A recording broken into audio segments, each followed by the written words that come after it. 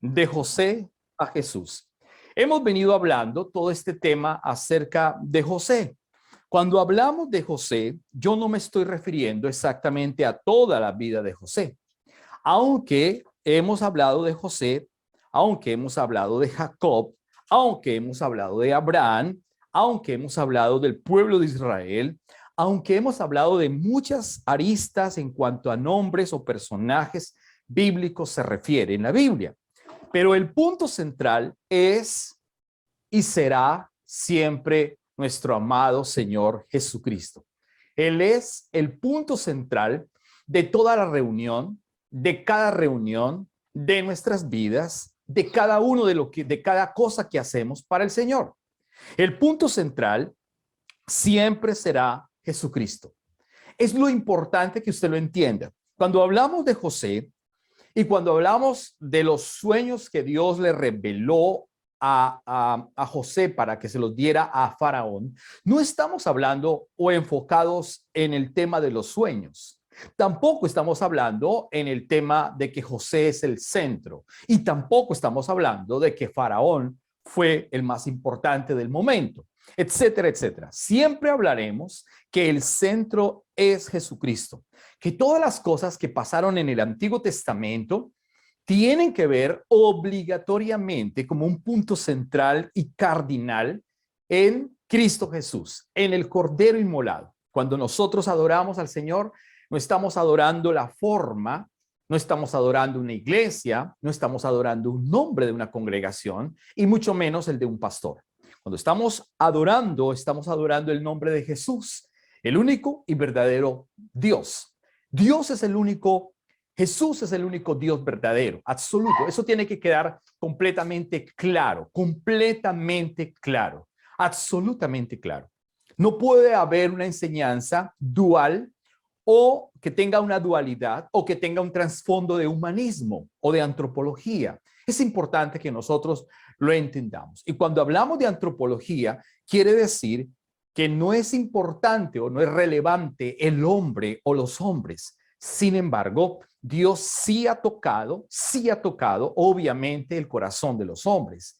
Y obviamente que también Dios ha dado salvación a los hombres. Y obviamente que el Señor nos ha amado a nosotros. Todo eso es una verdad. Y ese es el punto central con relación al sacrificio de Cristo en cada uno de nosotros. Así que le invito a que abra su Biblia en el libro de los Salmos, capítulo número 105. Libro de los Salmos, capítulo 105, versos 17 hasta el verso 18. Salmo, capítulo número 105, verso 17 al 18. Como lo hemos titulado, de José a Jesús, significa que José es un acto profético. La vida de José se resume realmente en un acto profético con relación a la vida de Cristo. Eso es lo importante que lo entendamos. Por eso, Salmo capítulo número 105, verso 17 y 18 dice de la siguiente manera. Vamos a leerlo en Reina Valera 60. Dice, envió un varón delante de ellos y aclara a José, que fue vendido por siervo. Afligieron sus pies con grillos, en cárcel fue puesta su persona. Hasta ahí. Voy a volverlo a leer el verso 17 y 18. ¿A quién se está refiriendo acá en el Salmo? El salmista está hablando ¿de quién? De José. Pero quiero dejar claro que cuando se está hablando en este tema, en este Salmo de José, está hablándose proféticamente del Cristo que va a venir. Del Cristo que va a venir. Vuelvo y lo leo despacio. Verso 17. Envió un varón delante de ellos. ¿Quién envió un varón delante de ellos? Dios. ¿Delante de quién? Delante de los egipcios y también delante del pueblo de Israel. Número 2, dice a José. Está refiriéndose a José, que fue vendido por siervo. Recuerden que José fue vendido como un esclavo a los ismaelitas. Y luego en el verso 18 dice, afligieron sus pies con grillos. Fue encarcelado, obviamente, por 16 años, por 14 años, perdón. Afligieron sus pies con grillos, en cárcel fue puesta su persona. De la misma manera, hay un cierto símil o una profecía o un paralelismo con relación a Cristo.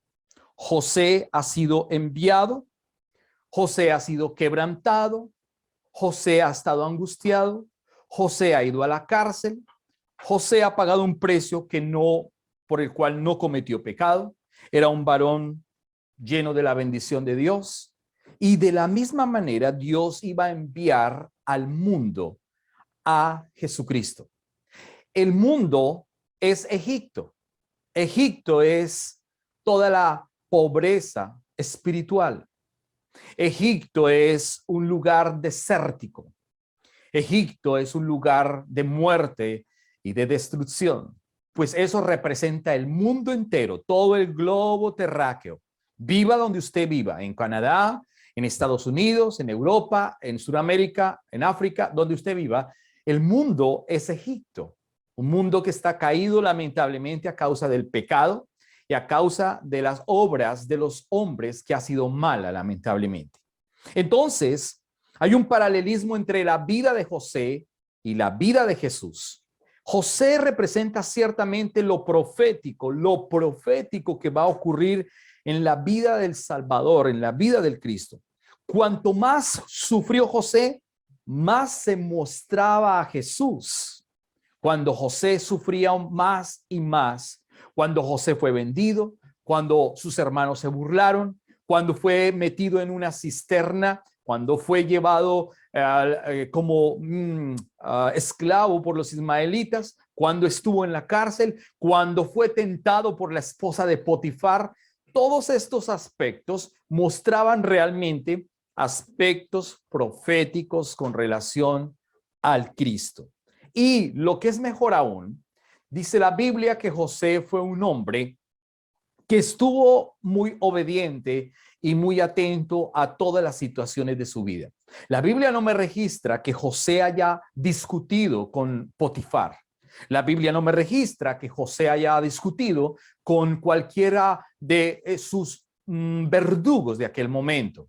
Él lo que hizo fue soportar cada situación adversa. Cuando sus hermanos se burlaron de él, cuando sus hermanos lo metieron en la cisterna, cuando sus hermanos lo vendieron, él se angustió, sin embargo, no discutió, no peleó y fue como un cordero calladito esperando todo ese proceso que iba a tener en su vida. De la misma manera, Jesucristo es el cordero inmolado que fue enmudecido cuando iba en el proceso de la cruz. Si usted me acompaña a Isaías, capítulo número 53, el verso número 3, verso número 7, para ser más exacto, Isaías capítulo 53, el verso número 7, dice lo siguiente: por un breve, el verso número 7, perdón, del capítulo 53, angustiado él y afligido, no abrió su boca, como cordero fue llevado al matadero, y como oveja delante de sus trasquiladores, enmudeció y no abrió su boca. Mire lo que dice el verso número 8: por cárcel y por juicio fue quitado, y su generación, ¿quién la contará? Etcétera, etcétera. Así que de la misma manera como José sufrió, esa misma manera, de alguna forma, Jesús estaba siendo representado proféticamente por todos los eventos que le estaban sucediendo a José. También Jesús estaba angustiado, dice la palabra, el verso número 7. ¿Jesús se angustió? Sí. Dice la Biblia que José también se angustió. Eso dice Génesis capítulo 42, verso 21. José se angustió, se angustió. José rogó a sus hermanos, también rogó a sus hermanos. Jesús estuvo allí angustiado, dice aquí, angustiado él y afligido. ¿Jesús se afligió? Claro. ¿Usted alguna vez se ha afligido por algo, mi amado hermano? Pues déjeme decirle que sí, obviamente, todos estamos o hemos estado afligidos por alguna circunstancia en su vida. Tristemente han pasado momentos difíciles, situaciones adversas de trabajo, de desempleo, muertes, algún familiar que ya partió, que lamentablemente falleció, la pandemia, etcétera, la economía, situaciones adversas, tristes, en fin. Quizás tú haces un balance de lo que ha ocurrido todo este año 2021 y lamentablemente te has dado cuenta que ha sido un año quizás crítico y duro para tu vida, incluyendo también el año 2020. Entonces tienes malos recuerdos, hay tristezas, quizás hay angustias también. Hemos todos quizás pasado por momentos difíciles, cualesquiera que sea, en esta época o en épocas pasadas o inclusive en épocas futuras. Pudiera ocurrir. Sin embargo, la Biblia me dice a mí que Jesús también pasó por un proceso y aún mucho peor, porque este era de muerte y de vida eterna para el mundo entero.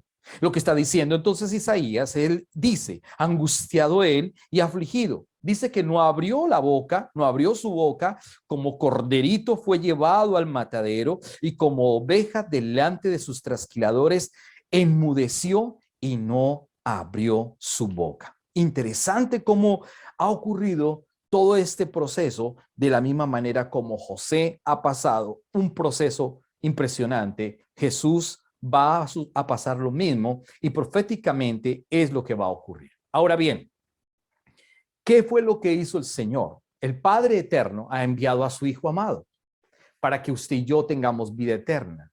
El Padre Eterno ha enviado a su Hijo para que nosotros reconozcamos que no hay otro Salvador, que Él es el único Dios y que nosotros tenemos que doblar nuestras vidas, doblar nuestras rodillas delante de Él. Cuando hablamos de una genuflexión, no hablamos de una genuflexión simplemente de los huesos o de las rodillas. Cuando hablamos de una genuflexión, hablamos de una genuflexión del corazón.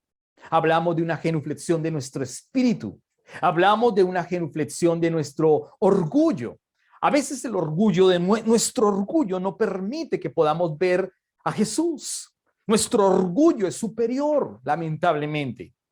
A veces nuestra academia es superior, lamentablemente, y no podemos ver a Jesús por las barreras que nosotros hemos colocado, o por la posición social que tenemos, o por el que dirán, o por cualquier otra circunstancia, inclusive por el mismo pecado, porque el pecado ahoga que nosotros podamos ver en nuestras vidas a Jesús. La genuflexión física es importante, pero hay algo más importante, la genuflexión de nuestro espíritu, que podamos realmente reconocer que Él es el Señor, que Él es el único Dios, que Él fue el que se humilló, que Él fue el que tomó forma de siervo. José fue humillado, José le fue quitada su túnica multicolor, que la usaban únicamente los reyes. Su padre se la había regalado con un propósito y fue quitada su túnica. Se burlaron de él, lo metieron en la cisterna y lo vendieron. Pues de Jesús también se burlaron, le quitaron sus vestiduras rojas de rey. Se jugaron las vestiduras los soldados romanos. Se jugaron sus vestiduras, se burlaron de él y le colocaron una corona de espinas diciendo INRI, rey de los judíos. Entonces hubo burlas también para Jesús, así como las hubo para José, también las hubo para Jesús. Sin embargo, la Biblia dice que Dios lo exaltó a Jesús hasta lo sumo. ¿Cómo fue exaltado José? José, después de haber pasado diferentes pruebas, ha salido luego de la cárcel después de haber revelado el sueño a Faraón, 2 sueños, y en esos 2 sueños, pues Faraón se da cuenta de que Dios estaba con José. José no admite que es él el que ha dado la revelación de esos 2 sueños. Por el contrario, José es maduro y le da la gloria a Jesús, diciéndole, o a Dios, diciendo, el Dios eterno es el que revela esto, no soy yo, es Dios. Y Dios recibe la gloria. Así Jesús también ha recibido la gloria, el Hijo, pero también la ha recibido el Padre. Dios ha colocado al Hijo en la cruz del Calvario, ha permitido que vaya a la cruz, pero también ha permitido que luego sea exaltado. El faraón coloca a José en una posición de gobierno, en una posición de prominencia y de estatus. Dios ha colocado en la vida de José sabiduría. José ahora es el segundo gobernador de todo el imperio egipcio. Y ahora todas las órdenes de José tienen que cumplirse a cabalidad. Ha sido puesto en un estatus, en una posición de honor. Lo puso en lo alto.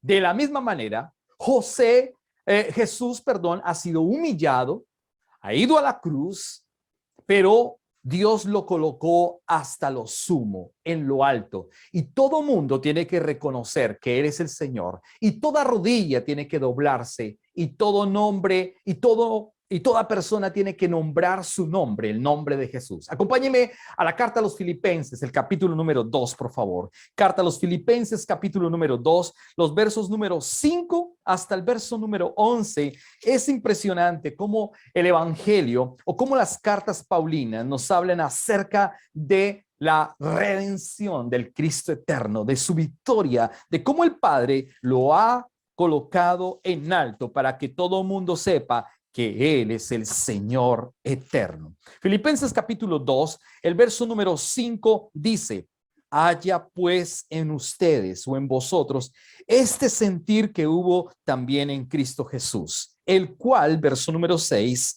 el cual siendo en forma de Dios, no estimó el ser igual a Dios como cosa a que aferrarse. Verso número 7, sino que se despojó a sí mismo, tomando forma de ¿qué? Siervo, como José, hecho semejante a los hombres. Verso número 8, y estando en la condición de hombre, dice la Biblia que Jesús se humilló a sí mismo.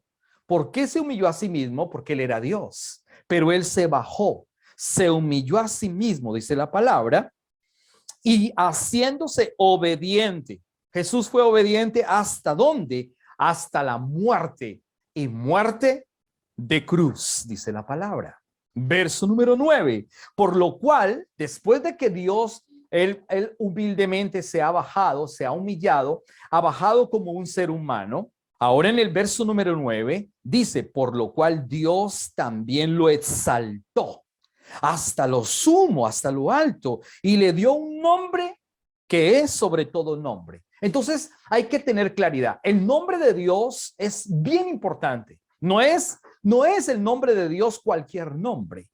No es Buda, no es Confucio, no es la filosofía, no es la antropología, no es la ciencia, no es cualquier secta pagana, ni religiosa, ni pseudo religiosa, ni pseudo cristiana. No es. El nombre de Dios y el único Dios es Jesús, el Salvador del mundo. Por eso dice la Biblia que Dios le dio un nombre. Dios le dio realmente dos nombres. El primer nombre que Dios le dio es Emmanuel, que significa Dios con nosotros. Pero el nombre que todo el mundo debía conocer, le dijo al ángel, dígale a María y a José, pónganle por nombre Jesús, que significa el Salvador del mundo. Y ese nombre ahora dice, y Dios le dio un nombre que es sobre todo nombre, para que en el nombre, el verso número 10, para que en el nombre de Jesús, se da cuenta que no hay otro nombre, se doble, o sea, la genuflexión, se doble toda rodilla, todo corazón, todo espíritu y todo orgullo. Nuestro orgullo, lamentablemente, a veces no se ha doblado. Hay gente que escucha el evangelio, pero todavía su orgullo es superior. Y Dios no lo va a obligar. Dios no te va a obligar si tú no quieres reconocer a Jesús. Ese orgullo te lo vas a llevar a la tumba y también te lo vas a llevar a la eternidad perdiéndote lamentablemente por tu orgullo. Pero el Señor quiere que tú bajes hoy tu orgullo para que podamos reconocer que Él es el único Dios soberano, Jesús, y se doble toda rodilla, y se doble todo corazón, y se doble toda vanidad de nuestras vidas. Y dice, y ojo, para que se doble toda rodilla de los que están en los cielos, o sea, ángeles, querubines, serafines, todos los cuatro seres vivientes, los 24 ancianos. Esos son los seres que están en los cielos. Ahora dice, todos los que están en los cielos y todos los que están en la tierra. ¿Quiénes están en la tierra? Usted y yo.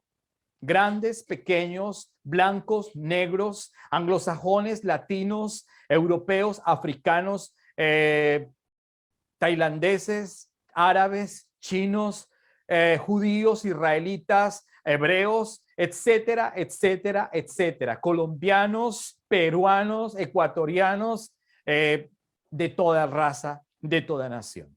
¿En qué nombre? En el nombre de Jesús, doblar toda rodilla de los que están en los cielos y debajo de la tierra. Y debajo de la tierra, pues encontramos también debajo de la tierra seres también, obviamente, que tienen que doblar su rodilla. Verso número 11. Y toda lengua confiese que Jesucristo es el Señor para la gloria de Dios Padre. ¿Qué tenemos que confesar entonces? Que Jesús es el Señor para la gloria de Dios Padre. Tenemos que entonces bajar nuestro orgullo y reconocer que Él es el Señor, que Él es Cristo y que proféticamente ha hablado Dios desde antiguo tiempo que iba a ocurrir en Jesucristo tal situación. José ha pasado situaciones adversas y proféticamente no se está refiriendo solamente a Él, proféticamente se está refiriendo a Cristo Jesús, a Cristo que iba a venir muy pronto.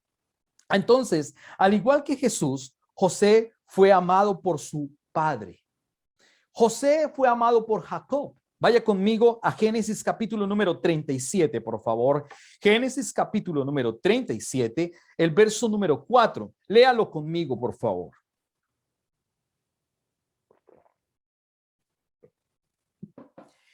Génesis capítulo número 37, el verso número 4 dice, y viendo sus hermanos que su padre lo amaba más que a todos sus hermanos, le aborrecían y no podían hablarle pacíficamente. ¿Se da cuenta que el padre de José amaba a José? Jacob amaba a José de una manera más especial que sus otros hermanos y por eso había envidia hacia José. Dice la palabra una vez más, y viendo sus hermanos que su padre, o sea, Jacob, lo amaba más, o sea, a José, que a todos sus hermanos, lo aborrecían y no podían hablarle pacíficamente. Ahora bien, vaya conmigo a Lucas capítulo número 3, verso 22, por favor. Lucas capítulo 3, hoy vamos a tener mucha Biblia, pero rápidamente, Lucas capítulo número 3, verso 22, por favor, para que entendamos el paralelo con Jesucristo. Lucas capítulo número 3, verso 22, dice de la siguiente manera, y descendió el Espíritu Santo sobre él, o sea, en Jesús, en forma corporal como paloma, y vino una voz del cielo que decía, tú eres mi hijo amado, en ti tengo complacencia. Dese cuenta usted. El padre de José, Jacob, amó a su hijo más que a sus otros hermanos.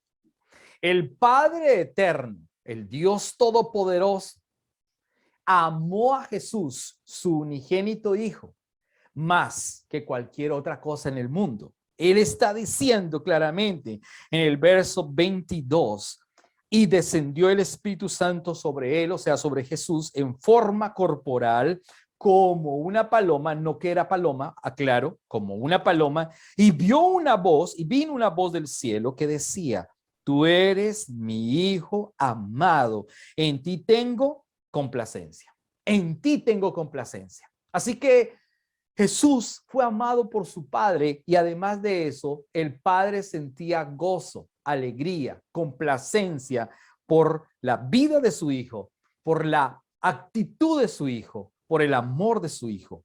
José fue rechazado por sus hermanos en varias oportunidades, en muchas oportunidades, pues también Jesús fue rechazado por sus propios hermanos y también ha sido rechazado lamentablemente por el mundo entero. Así que acompáñenme a Génesis capítulo número 37, verso número 4.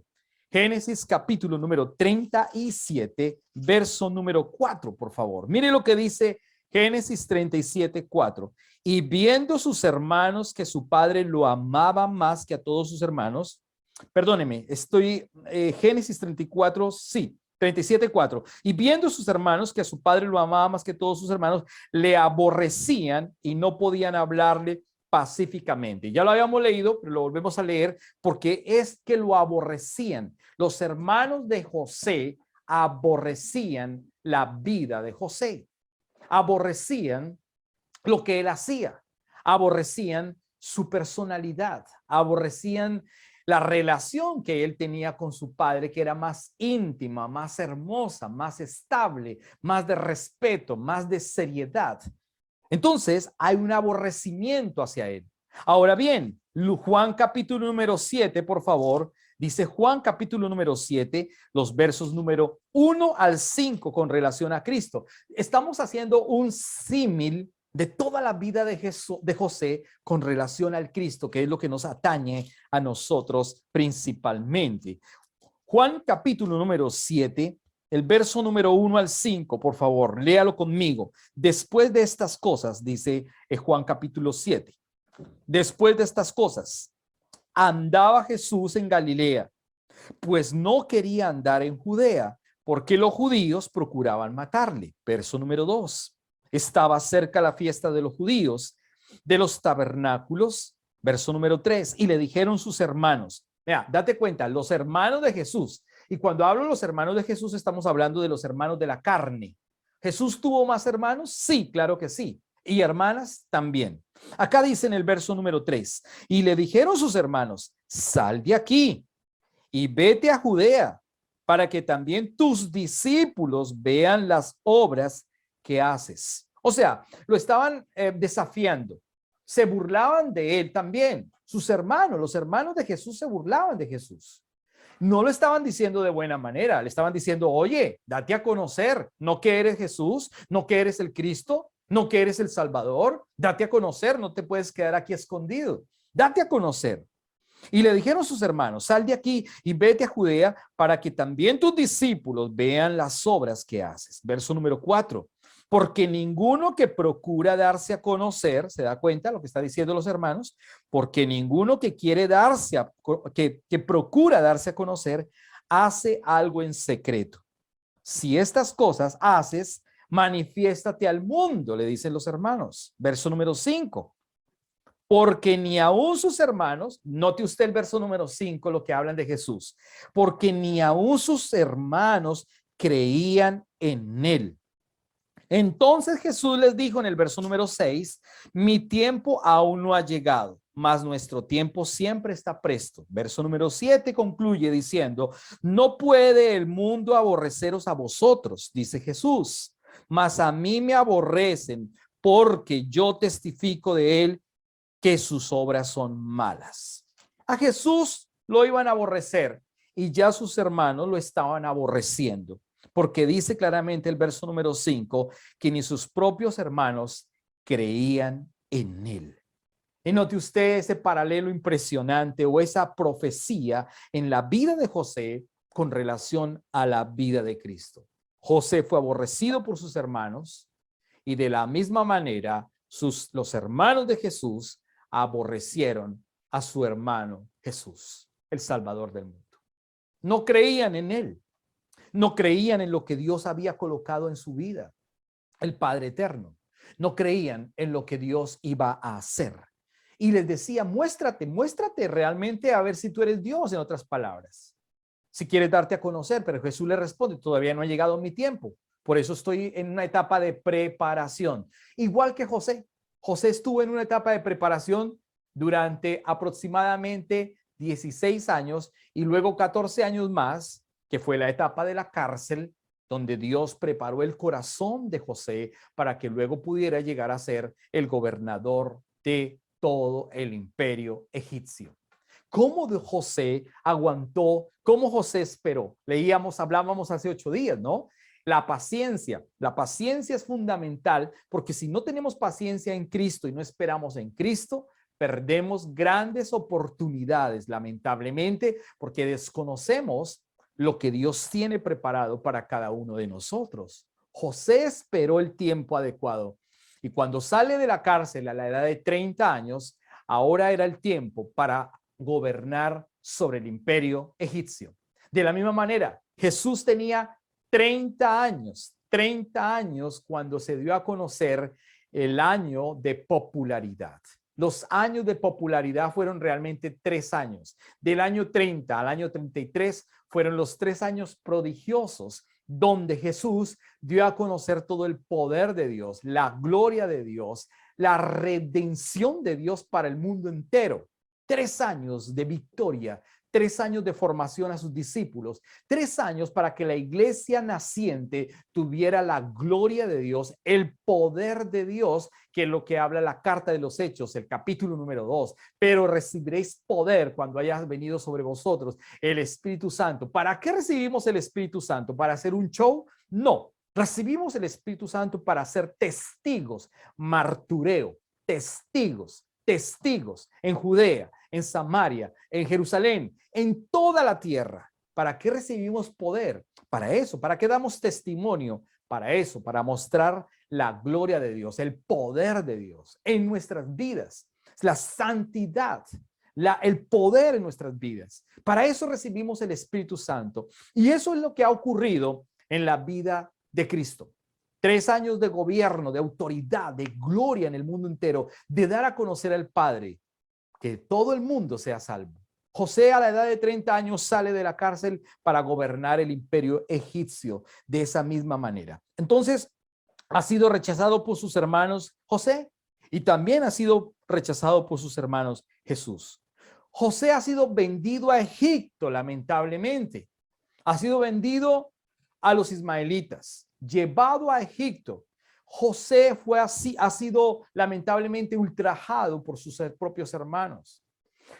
Jesús fue llevado a Egipto cuando era pequeño porque lo iban a matar. Jesús era un bebé cuando fue llevado a Egipto porque también estaba en peligro de muerte. Así que eso ocurre y José ha sido vendido por 20 piezas de plata.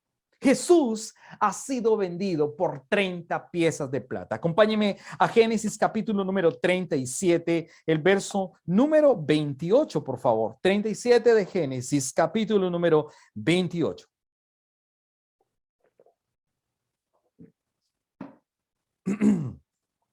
Sé que estoy corriendo un poquito porque hay muchos versículos bíblicos, pero lo importante es que usted entienda o que entendamos en esta mañana la similitud impresionante o lo profético de José con relación a Jesús. Génesis capítulo número 37, el verso número 28 dice, y cuando pasaban los madianitas mercaderes, sacaron ellos a José de la cisterna y le trajeron arriba y le vendieron a los ismaelitas por 20 piezas de plata y llevaron a José a Egipto. 20 piezas de plata. ¿A dónde lo llevaron? A Egipto. Ahora, acompáñenme a Mateo capítulo número 2, por favor, con relación a Cristo. Esto es una maravilla poder entender este tema. Me encanta cómo Dios siempre ha hablado desde el Antiguo Testamento con relación a su Hijo amado Jesucristo. Mateo capítulo número 2, versos número 13 y 14, por favor. Mateo capítulo número 2, no 12, perdóneme, en la pantalla tenemos 12, pero es Mateo capítulo número 2, verso 13 y 14.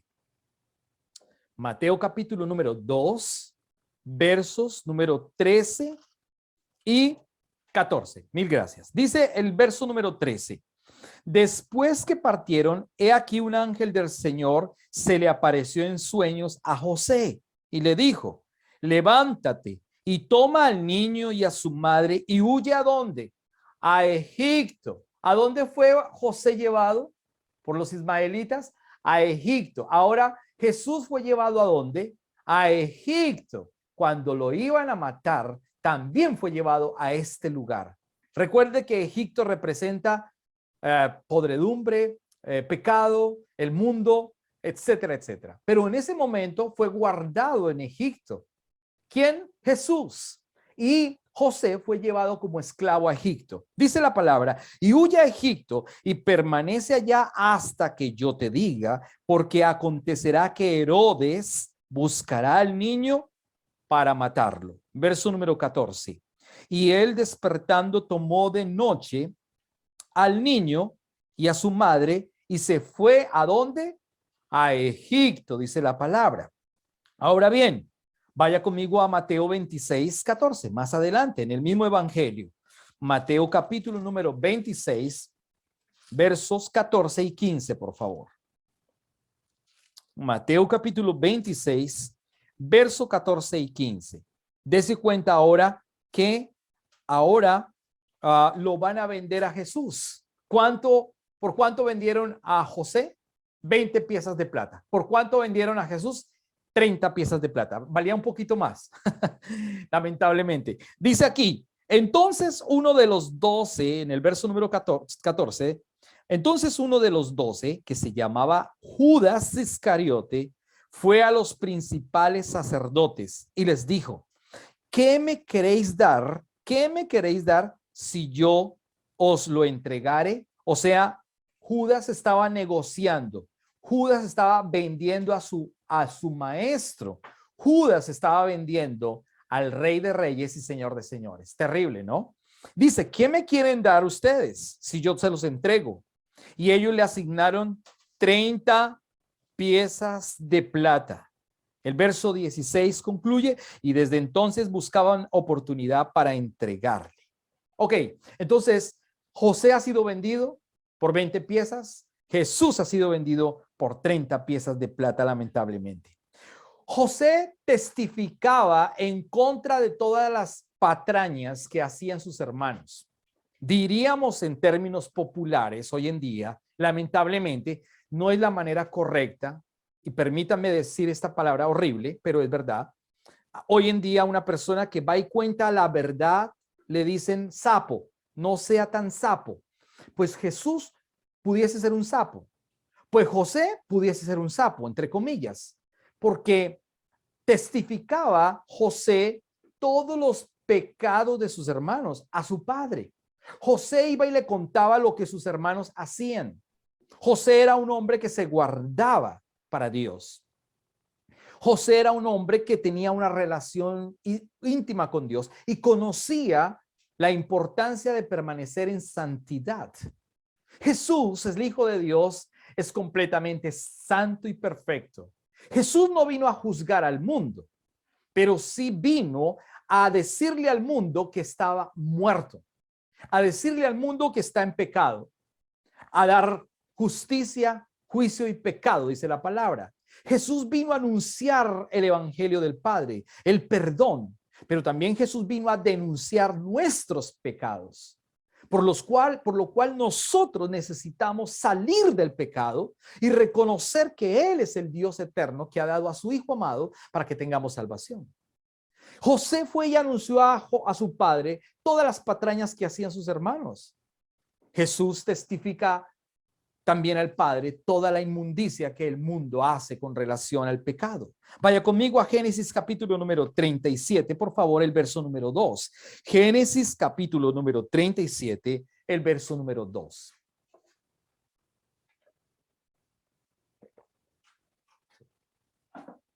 Es importante que siempre tengamos la Biblia y que ratifiquemos con la Biblia lo que estamos hablando. Porque sin la Biblia, entonces no tiene sentido esta reunión. Sin la palabra de Dios no tiene sentido que hablemos de Jesús. Es siempre la Biblia. La Biblia es la palabra de Dios. La Biblia es la regente.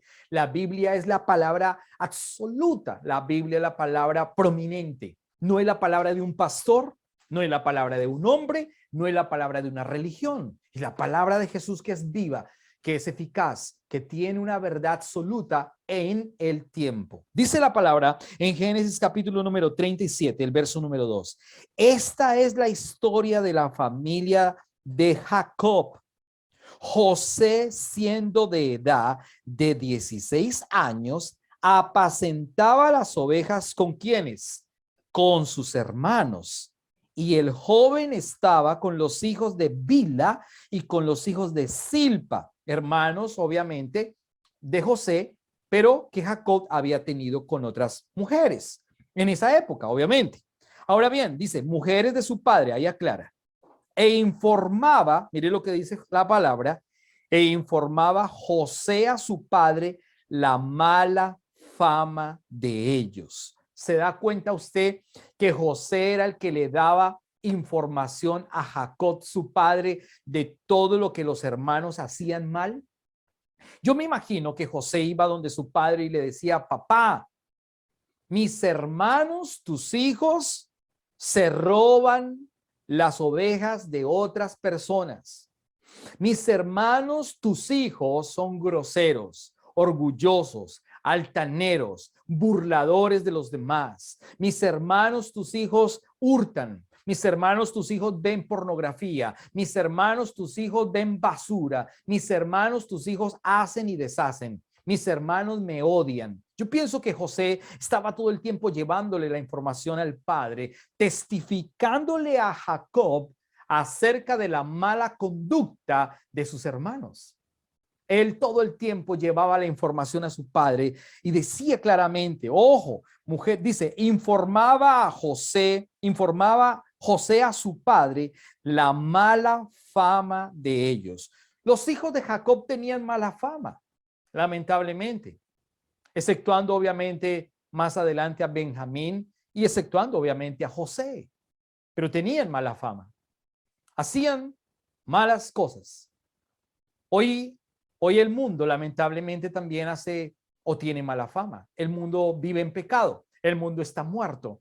Jesús vino a testificar al mundo nuestro pecado. Jesús vino a decirnos, estás muerto. Jesús vino a decirnos, necesitas nacer de nuevo. Note usted cómo Jesús le dice al mundo, necesitas nacer de nuevo. Para entrar al reino de Dios, no se necesita pasar adelante a una iglesia y hacer una oración de fe, como normalmente le dicen a uno. Pase al frente y haga una oración de fe. Padre, yo te pido en el nombre de Jesús que me aceptes. No se necesita eso. Pero sí se necesita humillarnos. Sí se necesita reconocer que hemos pecado, sí se necesita reconocer que hemos fallado, sí se necesita reconocer nuestros pecados delante de Dios, sí se necesita humillarnos, sí se necesita reconocer que Él es el único Dios, sí se necesita reconocer que Él es el único mediador entre Dios y nosotros los hombres. Sí se necesita reconocer que la sangre de Él es la sangre que nos limpia, que nos ha perdonado. Sí se necesita nacer de nuevo. Nacer de nuevo es que yo ahora me aparto de todo mi pecado hoy, de toda mi basura. Y usted y yo sabemos cuál es nuestra basura o tu basura. Yo no sé cuál es tu basura o cuál ha sido nuestra basura. O quizás tú ya obviamente no estás en la basura porque ya Dios te limpió. Pero si alguien en esta mañana todavía ha escuchado el evangelio una y otra vez, y todavía tú sigues diciendo groserías, y todavía sigues tomando, y todavía le sigues pegando a tu esposa, y todavía no amas a tus hijos, y todavía tu orgullo es superior. Oh, yo soy abogado, ingeniero, yo no necesito de Dios. Y todavía tu orgullo, tu vanidad, tu academia, tus títulos, tu dinero, tu posición, tu pensamiento, tu cosmovisión supera lo que Cristo ha dicho para que nosotros reaccionemos en relación a nacer de nuevo. Hoy es la oportunidad, mi amado amigo y hermano, de nacer de nuevo, de reconocer que Él es el único Salvador, de reconocer que no hay otro rey como Él, de reconocer que no hay otro Dios que nos salva, que nos perdona. Así José testificó en contra de sus hermanos, diciéndole al padre, Padre, mira la mala fama de mis hermanos. Pues José hizo todo esto. Jesús lo hizo de la misma manera. Acompáñenme a Juan capítulo número 7, el verso número 7, y verifiquemos cómo Jesús también testifica hoy y ha testificado en contra del pecado del mundo, de los hombres que no le requieren reconocer. Juan capítulo 7, el verso número 7 dice de la siguiente manera: no puede el mundo aborreceros a vosotros, mas a mí me aborrece, porque yo testifico de él que sus obras son Que sus obras son ¿qué? Malas. Las obras del mundo son malas. Las obras de las personas que no conocen a Jesús son malas. Las obras que no quieren reconocer que Cristo es el único Dios son malas.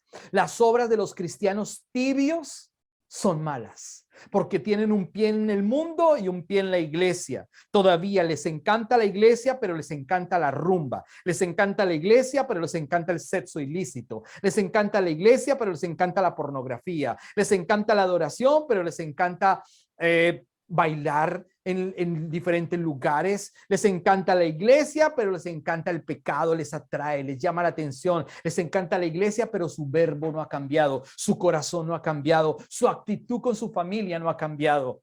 Les encanta la iglesia, pero no leen la palabra. Les encanta la iglesia, etcétera, etcétera. Son cristianos, entre comillas, tibios, y la Biblia dice que Dios los vomitará de su boca. Hoy es el tiempo, mi amado hermano. Hoy es una buena noticia. La palabra evangelio. Evangelio traduce buenas noticias de salvación. Hoy es el tiempo de decir, oye, sí, tengo que dejar de ser tibio para buscar ahora al Señor Jesús con todo mi corazón, porque Él ha testificado en contra de lo que yo hago. Él ha testificado al Padre de toda la inmundicia que yo tengo, pero es la oportunidad de decir, Señor, me arrepiento de mis pecados y reconozco que no hay otro Salvador y que tú eres el único Dios y que en ti yo tengo la salvación. Así como José habló de la mala fama de sus hermanos, Jesús ha hablado de la mala fama del mundo, del pecado que el mundo vive. Por eso Juan 7:7, vuelvo y lo leo, no puede el mundo aborreceros a vosotros, o sea, a los verdaderos cristianos, mas a mí me aborrecen. ¿El mundo aborrece a Jesús? Sí, Señor. Si usted le habla al mundo de Jesús, el mundo no quiere conocer a Jesús. Dice, ay, no me hablen de Jesús. Ah, pero sí quieren celebrar Navidad. Lo triste y lo chistoso o lo contradictorio de toda la historia es que el mundo celebra Navidad y Navidad traduce literalmente Jesús. Navidad es el cumpleaños de Jesucristo. Lo triste de todo esto es que el mundo secular tiene árboles de Navidad, el mundo secular tiene pesebres en sus casas, tienen al burrito, a los pollinos, a María, a José y a un bebé llamado Jesús, como dicen aquí, Jesus, baby Jesus. Entonces, todo mundo conoce la historia, todo mundo la conoce, pero no todo mundo quiere humillarse ante el Rey de Reyes y Señor de Señores. Esa es la diferencia. Todo mundo sabe quién es Jesús, todo mundo sabe quién es el Salvador. El mundo entero celebra Navidad. Natividad, advenimiento, eso significa Navidad. Navidad, natividad, advenimiento. Él vino, Jesús vino a traer salvación. El mundo lo sabe. El mundo sabe que es real, no es una historia, no es un cuento, no es una parábola, no es un símil, es una realidad. Él vino a traer salvación. Él vino a perdonar al mundo. Él vino a traer y establecer una relación. Él vino. Pero el mundo está lejos de él, aunque lo conoce efímeramente celebrando la Navidad. Para el mundo la Navidad son regalos, fiestas, comidas y rumbas. Para el cristiano es celebrar el regalo inmerecido de la salvación a través del Cristo eterno, Jesús el Salvador. Jesús que vino para dar su vida por amor a ti y por amor a mí. La verdadera Navidad es que Jesús venga a vivir en tu vida, en tu corazón, en tu espíritu. Esa es la verdadera Navidad. No se trata de comer una cena deliciosa, se trata de comer el pan de vida que es Cristo. Aleluya. Por eso dice la palabra, no puede el mundo aborreceros a vosotros, mas a mí me aborrece, porque yo, dice Jesús, testifico de él que sus obras son malas. Las obras del mundo son malas. El mundo vive en pecado y por eso Jesús testifica al Padre diciendo el mundo es malo, el mundo tiene pecado. Todo aquel que no recibe a Cristo en su vida, todo aquel que no lo adora, todo aquel que no lo busca, no tiene vida, no tiene salvación, no conoce a Jesús. Por eso sus obras son completamente, ¿qué? Malas. Entonces, el mundo se da cuenta que Jesús realmente es el Hijo, que Jesús realmente es Dios. El mundo se dio cuenta en ese momento que José era un hombre de Dios. El mundo se dio cuenta en esa época de 7 años de abundancia y luego vinieron 7 años de pobreza y de escasez sobre la tierra. En esa época José estaba completamente desconocido antes de todos estos eventos. Pero después José fue exaltado. Después de haber revelado los 2 sueños de Faraón, sale de la prisión y ahora se convierte en el gobernador de todo Egipto. Los que lo habían anulado como el copero, como el carcelero, pues ahora se dieron cuenta de que realmente él era el hombre de Dios, el varón que Dios envió, que fue lo que leímos al inicio del servicio en el Salmo capítulo número 105. El hombre de Dios, el varón de Dios que ha enviado. Ahora bien, Dios ha enviado el varón verdadero que es Jesucristo al mundo entero, para que el mundo entero sepa que Él es Dios. Eso es lo que dice la palabra. José fue revelado, pero 30 años después se dieron cuenta que Él era el hombre de Dios. Jesús ha sido revelado. Y algunos lo vieron en la cruz y pudieron abrir sus ojos y dijeron, él era el Hijo de Dios. Otros siguieron en la misma situación de ceguera espiritual. Acompáñenme a Marcos capítulo número 15, por favor. Marcos capítulo número 15, si es tan amable, verso número 39. Marcos capítulo 15, verso 39, por favor. Mire lo que dice la palabra.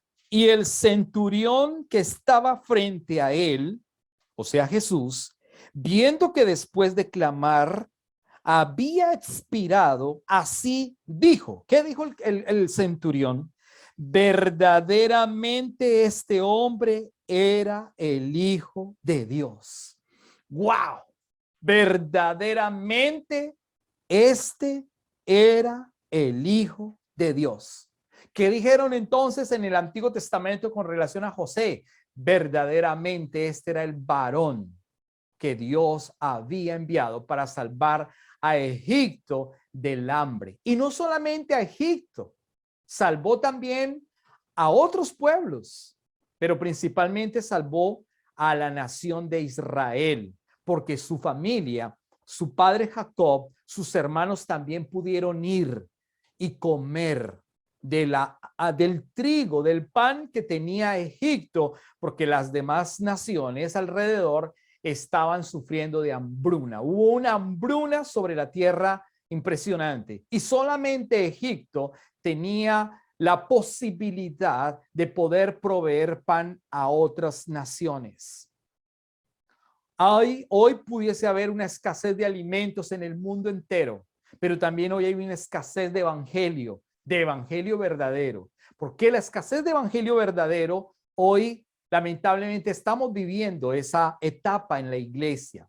En la iglesia ya no se predica del evangelio verdadero, del pan de vida, sino se predica de negocios, de empresas, de humanismo y antropología y de otra serie de cosas, pero no es evangelio. Se necesita predicar el verdadero evangelio, que es Jesucristo, que es la salvación, que es el arrepentimiento, que es la relación y la reconciliación que tenemos por medio del varón que Dios envió, el Hijo de Dios, el Salvador del mundo, el Cristo Redentor. Aleluya. Ese es el verdadero evangelio.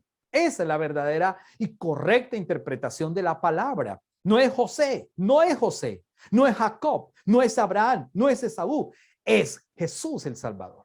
Es importante que lo entendamos. Entonces, Marcos 15:39, por favor, vuelvo a leerlo. 15:39 de Marcos me vuelve a decir a mí una vez más, y el centurión que estaba frente a él, viendo que después de clamar había expirado, así dijo, verdaderamente este hombre era el Hijo de Dios. Así que los hombres de aquel momento dijeron, verdaderamente este hombre era el hombre o el varón que Dios envió. para bendecir a Egipto y para bendecir a todas las naciones que estaban alrededor aguantando hambre. Pues Dios envió a su propio hijo. Dios envió el verdadero varón, que tomó forma de siervo, que fue vendido por 30 monedas de plata y que trajo la redención a todos los hombres. El Hijo de Dios llamado Jesús, el eterno Salvador. Sin embargo, José pudo haber también odiado a sus hermanos hasta lo sumo. Sin embargo, José pudo haberse vengado de sus hermanos por todo lo que le hicieron. Cuando José estaba en la cumbre de su gobierno o de su autoridad en el imperio egipcio, José pudo haber dicho: mis hermanos van a venir a pedir alimento y me voy a vengar de ellos. No les voy a dar pan, los voy a maltratar, los voy a encerrar en la cárcel, los voy a castigar. Y sin embargo, no lo hizo. José perdonó a sus hermanos. José vio cómo sus hermanos llegaron al palacio para pedir ayuda, para pedir alimento. Vinieron con su padre y él pudo verlos. Los hermanos no lo pudieron ver, no lo distinguieron todavía porque él estaba vestido de otra manera, como un faraón, gobernando como faraón, y tenía una autoridad prominente. Por eso sus hermanos no pudieron identificarlo. De la misma manera, cuando Jesús vino a la tierra, no lo identificaron como el Hijo de Dios. Lo vieron como un simple carpintero. El mundo vio a Jesús como cualquier ser humano. De hecho, Isaías dice que no era de hermoso parecer. Pero la belleza y la divinidad de Dios no estaba en su físico, estaba en su espíritu. Pero el mundo no lo conoció. Jesús vino y todos se le burlaron. Jesús vino y sus hermanos se burlaron. Jesús vino y el mundo no lo reconoció. Era el hijo del carpintero. Alguien dijo por ahí: ¿de Nazaret podrá salir algo bueno? O sea que no había nada que identificara a Jesús como el Hijo de Dios. También José fue no identificado por sus hermanos. No lo identificaron como el hermano que ellos habían aborrecido.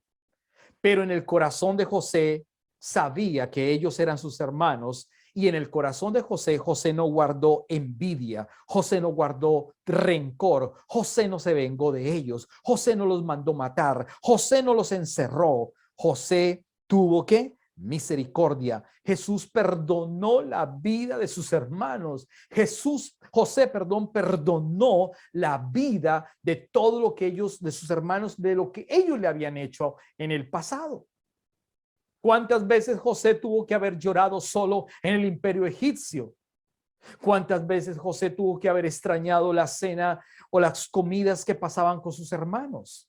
¿Cuántas veces José en el exilio o en la esclavitud o en la cárcel tuvo que haber soportado momentos difíciles? Y haber recordado, traer remembranza de los tiempos maravillosos que pudo haber pasado con su papá y con sus hermanos. En la época pasada que pudo haber sentado en la mesa con su padre, comiendo, celebrando quizás las fechas importantes. Quizás como en esta época de Navidad, usted está en otro país, en otra nación, y añora sentarse a la mesa con sus padres, con sus hermanos. Añora abrazar a sus hermanos que hace tiempos que no los ve. Añora abrazar a sus familiares que no los ve. Añora abrazar a esa viejita hermosa que no la puede ver hace tiempos. Añora abrazar a ese papá que no lo puede ver, que no lo puede tocar. Quizás no puedes viajar, y más con esta situación de las vacunas y todas las cosas que pasan en el mundo. Y no puedes ir. José estaba en esa misma situación de tristeza, de angustia. Sin embargo, José ve a sus hermanos y no tiene rencor por ellos, no los odia, sino por el contrario, los amó y los perdonó. De la misma manera, el Hijo amado el Hijo Eterno, el Salvador del mundo, Jesucristo, ha visto como todo el pueblo de Israel ha dicho: crucifícalo, crucifícalo, crucifícalo. Herodes y todos aquellos dicen entonces: ¿a quién soltamos? ¿A Barrabás o a Jesucristo o a Jesús, el rey de los judíos? El pueblo de Israel ha tomado una decisión nefasta y ha dicho: suelta a Barrabás y crucifica a Jesús. Jesús, angustiado, enmudeció como un cordero, fue llevado al matadero, dice la palabra. Sin embargo, en la cruz del Calvario, Él ha extendido sus hermosos brazos. Su sangre ha sido derramada en aquella cruz. Y con todo su amor le dice al Padre: Padre, perdónalos porque no saben lo que hacen. El Jesús, el eterno Dios, pudo haber dicho: Padre, envía una legión de ángeles y destruye a todo este pueblo de Israel que me ha odiado. Destruye a los que no creyeron en mí. Pero el amor del Hijo fue tan grande que le dijo al Padre: Padre, perdónalos, perdónalos porque no saben lo que hacen. Romanos capítulo 5, por favor, el verso número 8, ya casi vamos a concluir. Romanos capítulo número 5, el verso número 8, por favor. Dice Romanos capítulo número 5, el verso número 8. Mas Dios muestra su amor para con nosotros, en que siendo aún pecadores, Cristo murió por nosotros. ¿Entiende usted este verso hermoso? Dice la Biblia una vez más: mas Dios el Padre muestra su amor para con nosotros, en que siendo aún pecadores, Cristo murió por nosotros. Aleluya. ¿Entiende usted ese amor tan inmenso? Cómo José perdonó a sus hermanos y no había odio en su vida. ¿Entiende usted en esta mañana cómo Jesús, el eterno amado, pudo haberle dicho al Padre: Padre, destrúyelos? Pero Jesús nos amó con amor eterno y aún en la muerte, aún en la cruz, tuvo palabras para el Padre y oró por nosotros diciendo: Padre, perdónalos porque no saben lo que hacen. Y Romanos 5:8 me dice claramente que Dios muestra su amor para con nosotros en que siendo aún pecadores, Cristo nos amó, murió por nosotros, murió por ti y murió por mí. Ahora bien, ¿qué hemos o qué estamos haciendo para retribuir lo que Él ha hecho por nosotros? ¿Seguimos diciendo groserías? ¿Seguimos emborrachándonos? ¿Seguimos pecando?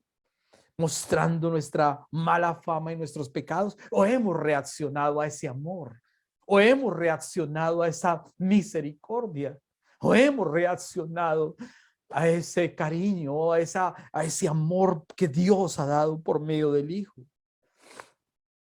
José en aquella época proveyó pan para todo el imperio egipcio.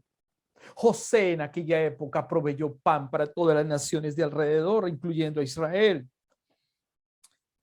El trigo se multiplicó y alcanzó para muchas personas. Pues bien, yo quiero decirle en esta mañana, amada iglesia, que Jesús es el pan de vida que te nutre a ti y que me nutre a mí. Que no solamente le alcanzó a Israel, sino que le alcanzó a todos los gentiles, a todo el mundo, a ti que me escuchas, mi amado hermano, en Ecuador, en Canadá, en Colombia, en España, en Estados Unidos, a ti que me escucha, mi amado hermano, el pan de vida es Jesús. Él es la oportunidad de vida y de salvación. Vaya conmigo a Juan capítulo número 6, por favor, el verso 35. Juan capítulo número 6, verso número 35. Dice la palabra, el verso 35, Jesús les dijo: yo soy el pan de vida. El que a mí viene nunca tendrá hambre, y el que en mí cree no tendrá sed jamás. ¿Quién es el pan de vida que hace que no tengamos jamás hambre? Jesús. José proveyó pan para el imperio egipcio y todas las naciones. Jesús es el pan de vida que provee a todas las naciones. Y el que come de ese pan nunca tendrá más hambre, porque ahora en él usted y yo hemos sido saciados. José, para finalizar, fue investido con todo poder. José no era nadie, era un preso más en la cárcel. Pero después de que Dios le reveló el sueño para que se lo contara a Faraón, Faraón lo llama y lo coloca en la posición correcta. Le coloca anillo, le coloca vestido, le coloca corona, le coloca toda la indumentaria egipcia de todo un rey o un gobernador o un faraón judío. Fue el segundo al cargo de todo el imperio. Dios el Padre Eterno es el Dios poderoso, Salvador del mundo. El Hijo está en el cielo, en el tercer cielo. El Padre está fuera de los cielos, de los cielos, de los cielos. El que gobierna todo el mundo, el que gobierna el universo, el creador del universo se llama Dios eterno, sempiterno, que es Jesús, obviamente. El Hijo está sentado en el trono, en el tercer cielo, y gobierna con toda autoridad, esperando venir a la tierra para levantar a su amada novia, la iglesia, la novia del Cordero. El faraón era el que gobernaba todo el imperio, pero el segundo a cargo y las órdenes generales eran dadas por José y se cumplían a cabalidad. Asimismo, Jesús hoy y siempre va a hablar y va un día a hablar fuerte y todo el mundo tendrá que doblar sus rodillas con relación a lo que diga el Hijo. Así que José fue investido con autoridad. El Hijo también fue investido con autoridad. Acompáñenme por último a estos dos últimos versículos. Génesis capítulo número 40, los versos 41 al verso número 43. Génesis capítulo 40, verso 41 al verso 43.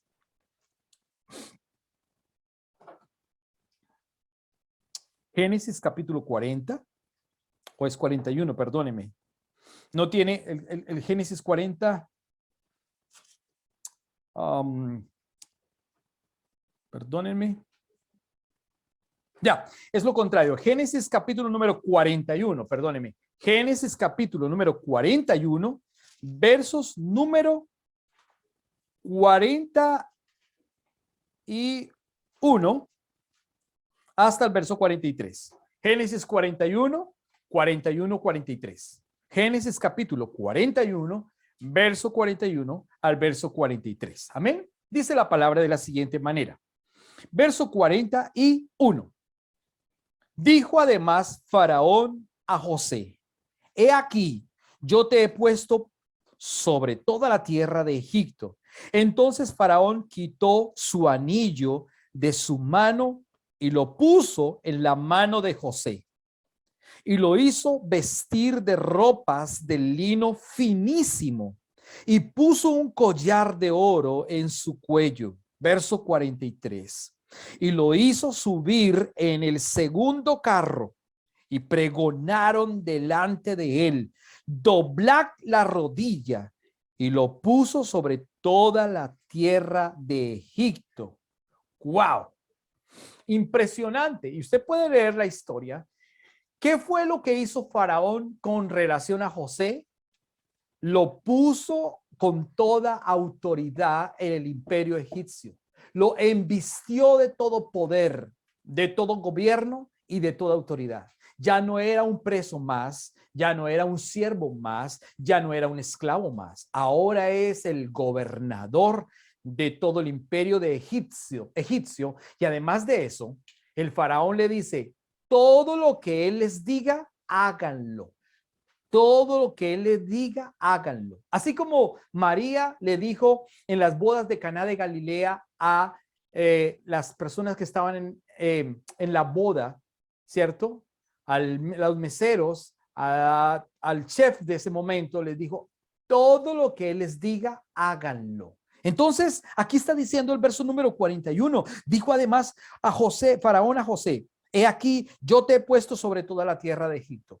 Dios puso al Hijo sobre toda la tierra. Dios puso al Hijo sobre todo el mundo. Dios puso al Hijo sobre todo creyente. Luego dice, verso 42, entonces Faraón quitó su anillo de su mano y lo puso en la mano de José y lo hizo vestir de ropas de lino finísimo, aleluya, y lo puso y le puso un collar de oro en su cuello y lo hizo subir en el segundo carro. Pregonaron delante de él, doblar la rodilla, y lo puso sobre toda la tierra de Egipto. Ahora bien, nosotros hoy tenemos que doblar nuestra rodilla. Hemos hablado de la genuflexión. Si el mundo no lo hace es porque no lo conoce, pero usted y yo lo conocemos. Vaya conmigo a Filipenses y cerramos con este versículo que ya lo habíamos leído al inicio, pero cerramos desde el verso número 9, por favor. Filipenses capítulo número 2, versos 9 y 11, para saber que Dios el Padre también envistió a su Hijo, lo exaltó hasta lo sumo y le dio un nombre que es sobre todo nombre, y ahora toda rodilla también tiene que doblarse, como toda rodilla se dobló en el imperio egipcio a favor de José.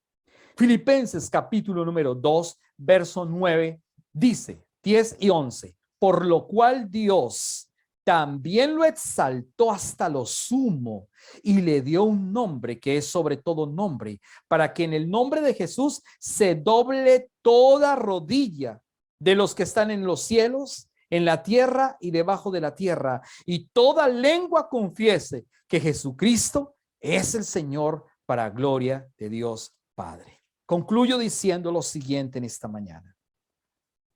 Faraón invistió a José en el imperio romano, en el imperio egipcio, perdóneme, y le dio toda la autoridad, pero solamente abarcaba el imperio egipcio.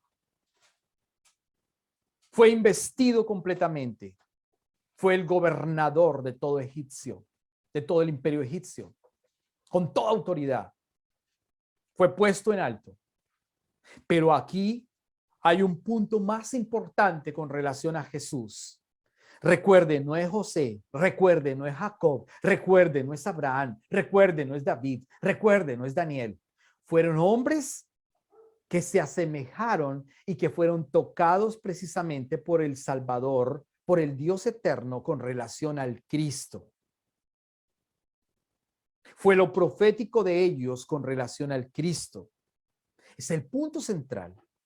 Ahora bien, Dios ha colocado al Hijo y lo ha exaltado hasta lo sumo para que toda rodilla, no de un imperio solamente, no de un país solamente, sino para que toda rodilla de todos los cielos, mire lo que está, note usted la grandeza, la diferencia con relación a José, para que toda rodilla se doble, ojo, para que toda rodilla se doble, de los que están en los cielos, abarca todos los cielos.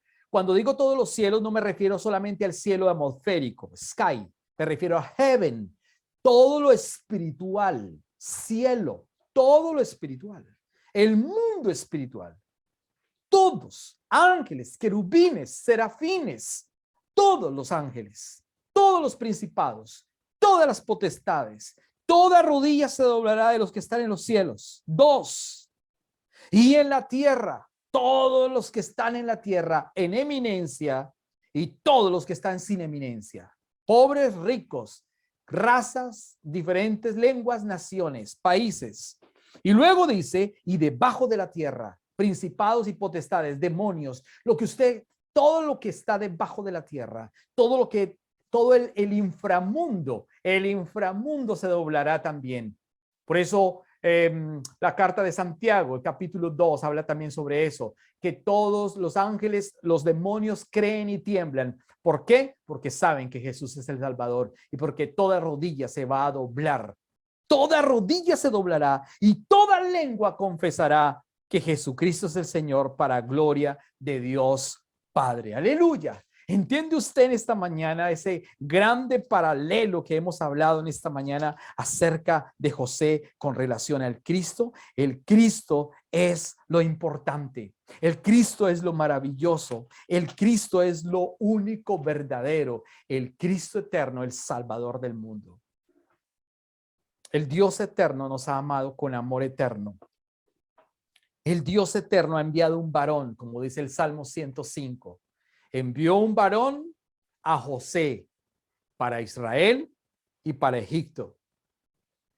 El Dios eterno ha enviado un varón, que es Jesucristo, su propio Hijo, para amar al mundo, para perdonar nuestros pecados.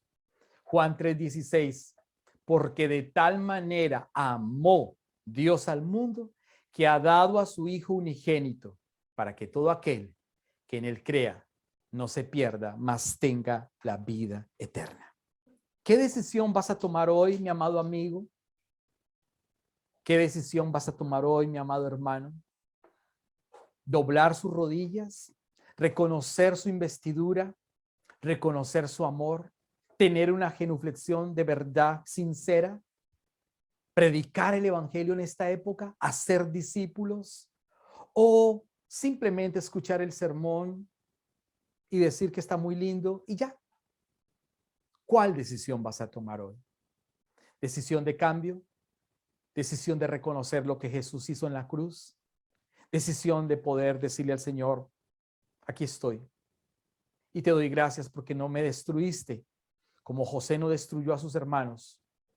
Tú tampoco me destruyes, me perdonaste.